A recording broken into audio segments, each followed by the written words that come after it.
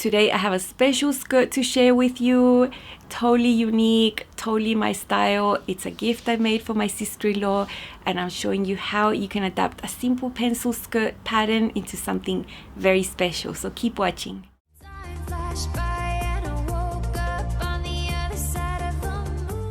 Hi sewing friends, I'm Karina. This is Lifting Pins and Needles, a channel all about sewing, limitless sewing, and I've got limitless sewing today because I am not using a pattern.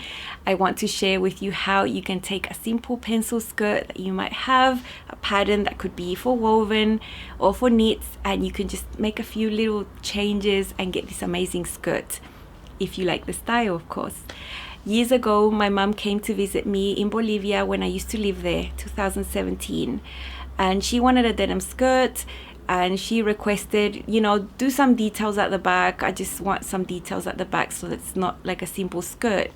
So I drafted her pencil skirt block from her measurements.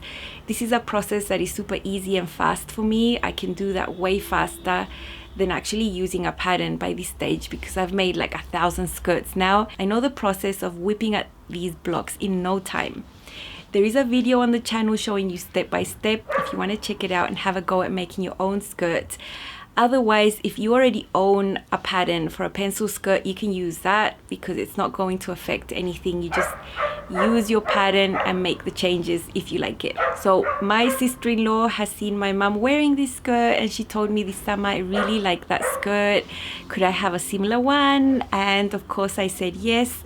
I used the same denim I used to make my brother's quadra jeans. We just bought a large chunk of the same denim. I took her measurements nice and detailed and drafted her little pencil skirt block on some paper and got to work cutting away and making some extra seams, some little curved seams I think are really flattering, and some details at the back. She really wanted those same pleats that my mum's skirt had at the back, so I respected that wish, and then the rest was all up to me to figure out something nice. And what I designed and created is totally my style. I would totally make that skirt for myself. I'm really happy with how she looks.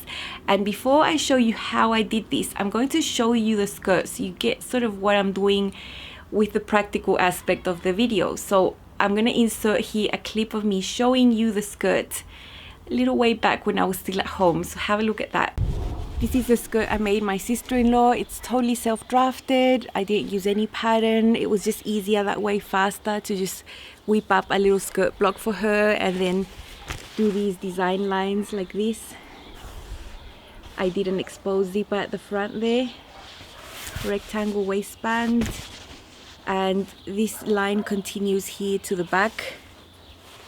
And at the back I top stitched the darts there. I added patch pockets.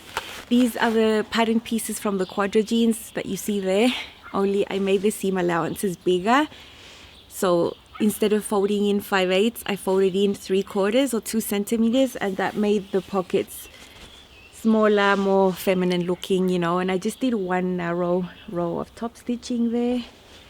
At the back there is a bottom piece there with pleats. That is what she wanted. I have made my mum a similar skirt like this in the past, and it's really flattering, and it's just a different denim skirt, not the typical denim skirts you see.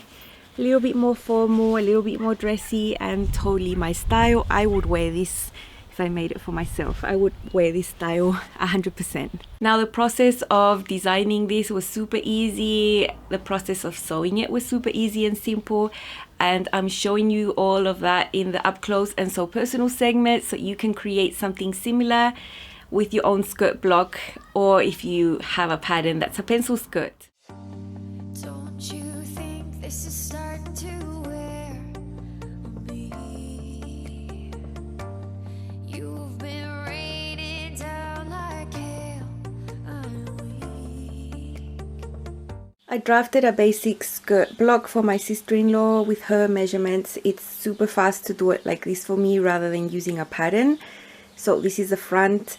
You can tell this is the front because the dart on the waist is shorter. This is the back. The dart is in the middle and it's longer than that one from there. Basically it's just using her measurements plus 1 inch of ease at the hips and the waist. That's what I've left, and I've done some lines here. So on the back I just made a random line there and from there I cut this, and I have 2 pieces of fabric, and at the bottom of the back I just made the piece a lot wider, and I'm going to have some pleats at the back.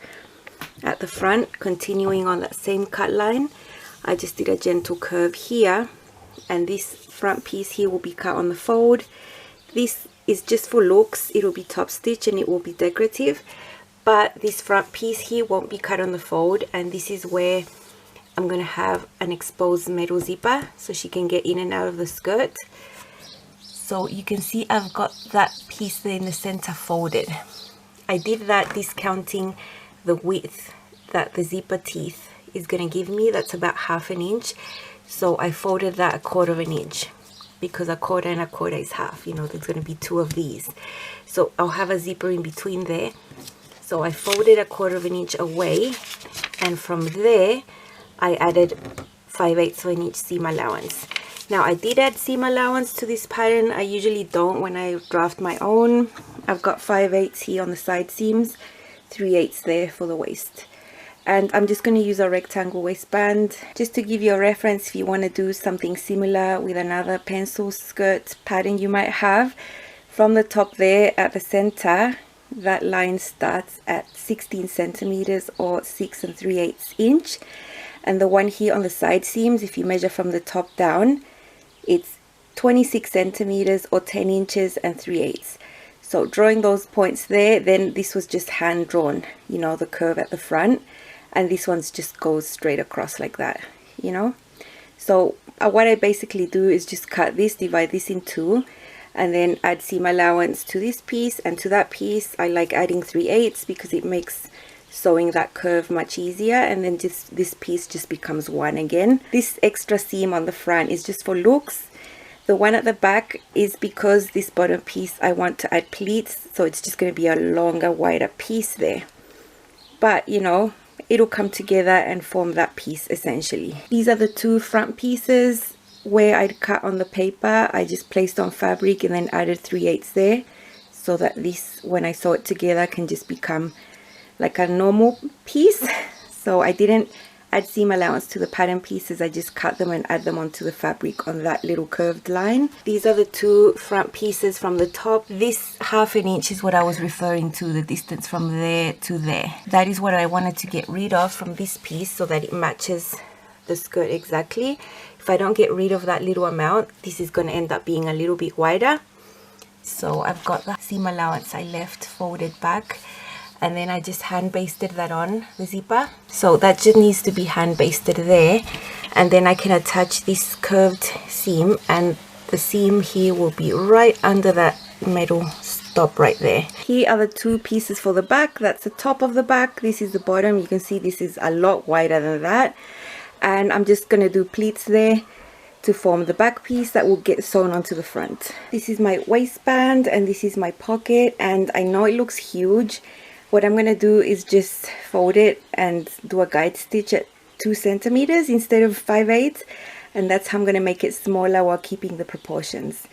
This is a pattern piece from the Quadra jeans, men's jeans, so I know it's a little bit large. So I've got my zipper presser full and I'm just sewing right on the edge.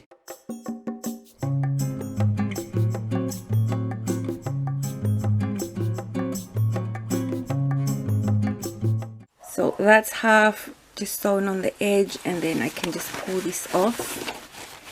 Look, why don't I like pins? Because you put pins and then the fabric starts getting wavy and then it's not accurately pinned on the length. So I think length can shift around with pins. But that's just my thing. Now I'm going to change this to the other side. You know how it's got 2 sides? Now this part here, I prefer to hand crank because it does go next to that paw, and this way I have more control over this area. Once I'm past the paw, then I just sew.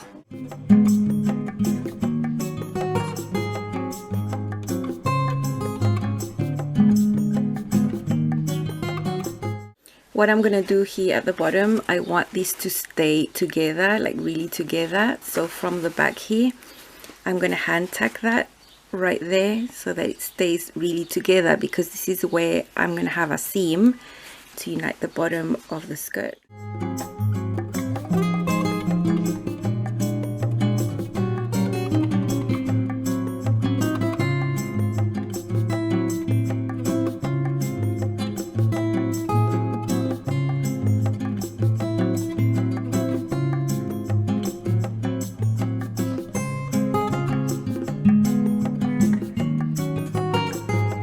This is the top back piece. I've sewn the back darts, and the bottom width here I've divided into 4. That pin marks the middle, and then the middle of that middle there, so I have 1, 2, 3, 4 areas. That means I'm going to have 3 pleats. One that's going to be there, one that's going to be there, and there. So the one that's behind this, I've already assembled some pleats here. The total width of this was 39 centimeters larger than the width of this. So I'm talking centimeters because it's easier. 39 divided by 3 is 13 centimeters. So that means that each pleat can have a depth here of 6.5 centimeters. So from there up to there, 6.5. That makes this pleat have 13 centimeters there. And that removes the width of this equally into 3. So 13, 13, 13 equals 39. That was the excess I had. So I just meet these at the center there of the pins, and then I open them so that from the outside they're going to be inverted. So I've got one here meeting that mark there with the one on the other side that had divided the bottom into 4s. And then once that pin is there, I just open this like that, center it, and then put pins like I've done on that. So once I've done pinning, I just have to sew that.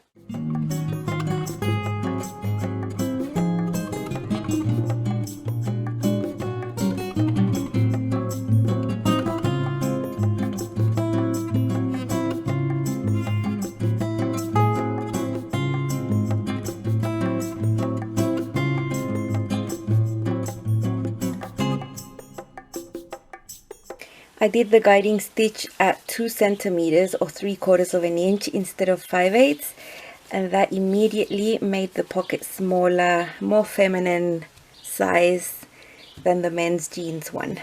This is the back. I've top stitched the darts so it just looks pretty, and I've stitched on the patch pockets. I've just done one narrow row of top stitching. I don't want to overkill the skirt with that much top stitching. And these are the pleats that I've pressed, and I've pressed the seam allowance up because it creates less bulk like that on the wrong side. I've serged the edges separately, and I'll show you the front. I've put the front skirt on top of the back, right sides together. I've also pressed that seam upwards like that to match what I've done at the back.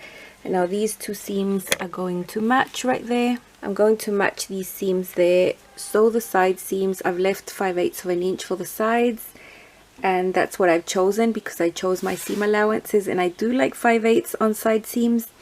I don't like 5/8 on other places like the top. On the top I left 3/8 to put the waistband on. And after attaching this, I'm gonna do the top stitching on the round all the way around when this seam is pressed open already. I found this weird type presser foot where I can adjust the width of this, and then this can serve like an edge foot, although I'm sure it's something else. It belongs to this machine and I didn't even know it had it. So I've sewn on the side seams on both sides, and this is where those two seams meet. This is the back there, there's the pocket, and this is the front, so that seam meets there.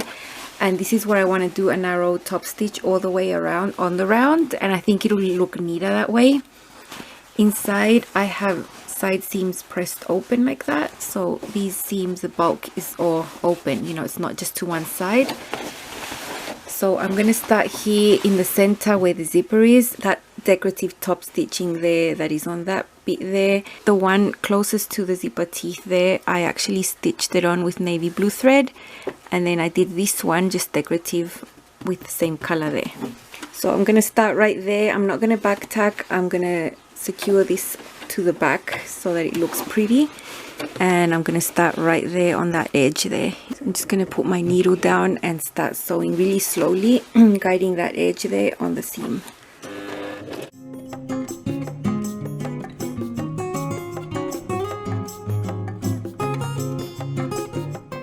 even though this is not like a proper edge foot, I think it's giving a really nice result there. And I'm super glad I found it, because if I just tried to do this freehand, you know, sometimes you wobble a little bit and it could end up being a little bit wonky, a little bit, you know. So I'm touching to make sure this is open. Both side seams inside are pressed open nicely and that they don't come onto each other underneath.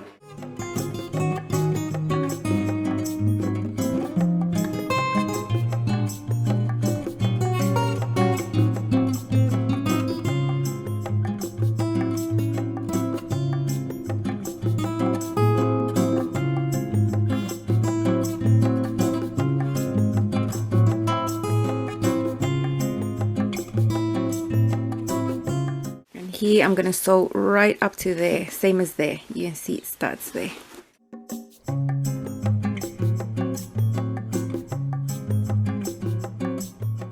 I think this type of design is totally perfect for woven fabrics, and also for stretch woven fabrics and structured knits. I would totally make this out of a ponte roma. If you have a pattern that's for a pencil skirt that is designed for structured knits, you can totally recreate this and add your little zipper on the top if you like that style. Now, I gave you some basic measurements on the top that was 16 centimeters when I showed you. Now, that measurement came to be just because of the length of my zipper. If my zipper was different, I would have made it maybe shorter or longer. I just took into account that I needed 3/8 of an inch below the zipper stop, you know, to attach it to the bottom. So, you know, you just play with your zipper, put it there, see how much you have. That piece of fabric needs to be 3/8 of an inch longer below the zipper stop so you can attach it to the one that goes on the bottom. So that can be totally changeable. The shape of the curve was totally done by hand, just freehand. Could have been different, you know. You can have fun with it, and I love how these turn out, especially with the discreet top stitching. It doesn't have that much, and yeah, it's just a different denim skirt that you don't really see in shops, and I'm happy I made it for her. So have a look at how she looks. Don't you think this is starting to wear on me? You've been raining down like hail. I'm weak. I have tried to give you my soul, but you can't love something you own. It's too late to repair what we made. What can I do? Time flashed by and I woke up on the other side of the moon. The sun don't rise, all the light is gone from me and you. Time flashed by and I hope you enjoyed this video showing more of my creative side. I would have my channel played with videos like this, but I know this type of video doesn't really appeal to everyone, because I know the majority of you like sewing with patterns, and that's why I do use a lot of patterns. But every now and then I just let loose and do this type of project that is really fun for me and takes me back to my roots. The way I started to sew, this is how I sewed all the time when I was growing up, and I was learning this craft that I've come to love so much. Thank you so much for watching, and I will see you soon.